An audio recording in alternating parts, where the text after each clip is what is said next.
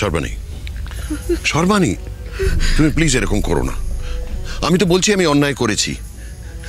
আমি মনে করি আমি একটা বড় ভুল করেছি, এবং তুমি যে আমাকে শাস্তি দিয়েছো আমি মনে করি সেই অন্যায়ের শাস্তি আমি পেয়েছি।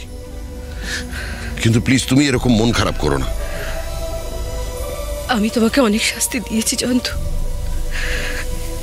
কিন্তু মিথ্যে কারণে তোমাকে এত এত কষ্ট পেতে হয়েছে এটা জেনে আমি কিছুতেই ক্ষমা করতে পারছি না নিজেকে।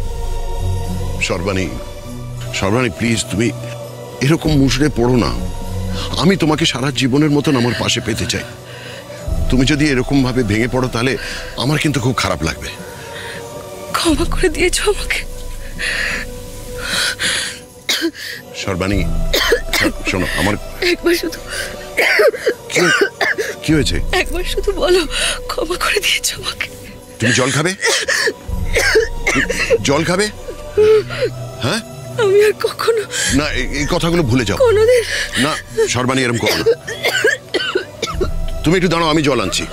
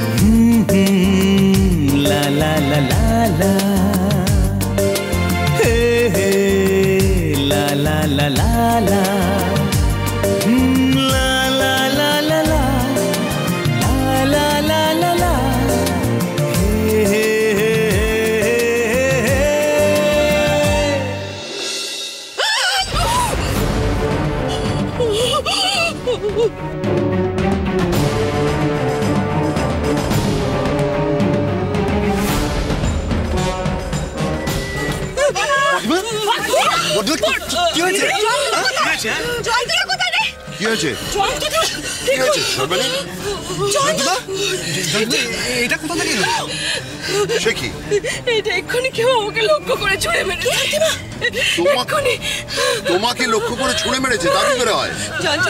কি হবে এখানে এমন কি আছে যে বর্ধমান এত বড় ক্ষতি করতেছে? দেখুন তো, বেড়াতে এসে কি উপদ্রব বলুন তো। শোনো শোনো শোনো, আমার মনে হয় ও অযথা ভয় পেয়ে গেছে।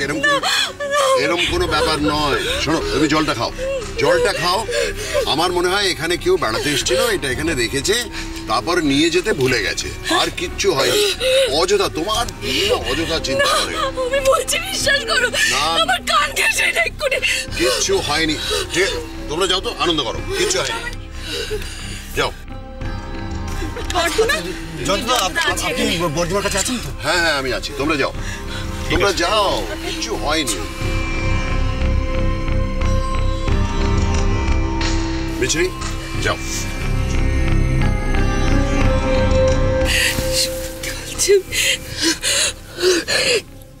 ব্যাপারটা কি? সর্বাণীকে কেউ সত্যি কি এরা ছুঁড়ে মারতে চাইছিল?